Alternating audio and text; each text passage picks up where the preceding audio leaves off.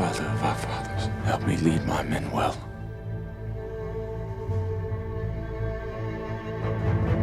Do not let me dishonor my legion. Please help me regain my family's honor.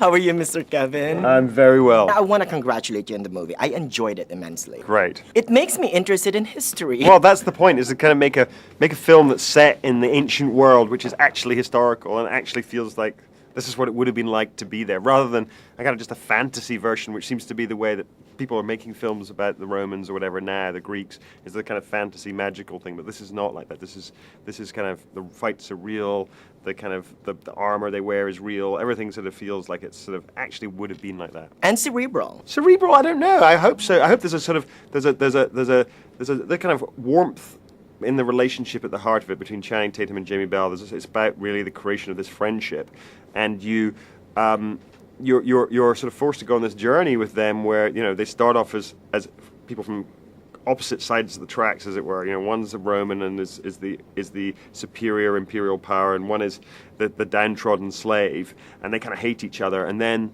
they grow to admire and like each other. So. And that's interesting with most of your movies. Like Touching the Void or The Last King of Scotland, they're mostly these two men from two different backgrounds. It's like an etymology study.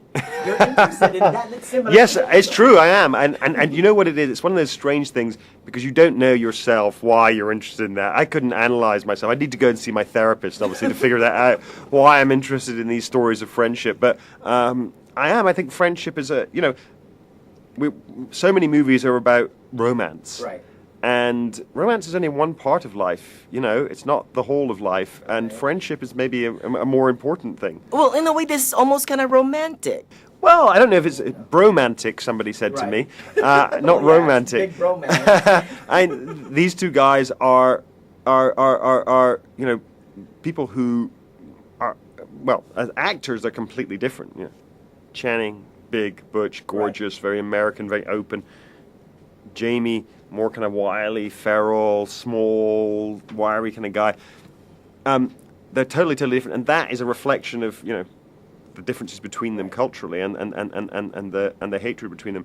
But when you cast two actors like this, you have to think, are they actually going to like each other? Do they have that chemistry? It is like a romance in a way. It's like a romantic comedy. You have to cast two people who have chemistry. Besides the eagle being a symbol of America, Yes.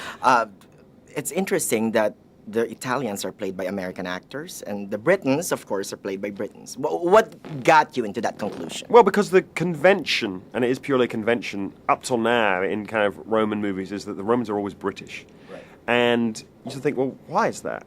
Why do they think in Gladiator and Spartacus, but why are they always British? Well, of course, the reason for that is that in the 30s and 40s, when they first started making these films, Britain was still an empire. It was still a colonizer of other countries. And it sort of made some sort of sense as a kind of reflection of the world of then. Well, now it makes no sense, because Britain is a minor power in the North Atlantic. The sole superpower in the world is America. And so it makes, even without making a big political point about it, it makes total sense to me that you see Channing Tatum as a Marine, and he's occupying this country, Britain in that case, but it could be Afghanistan, it could be Iraq.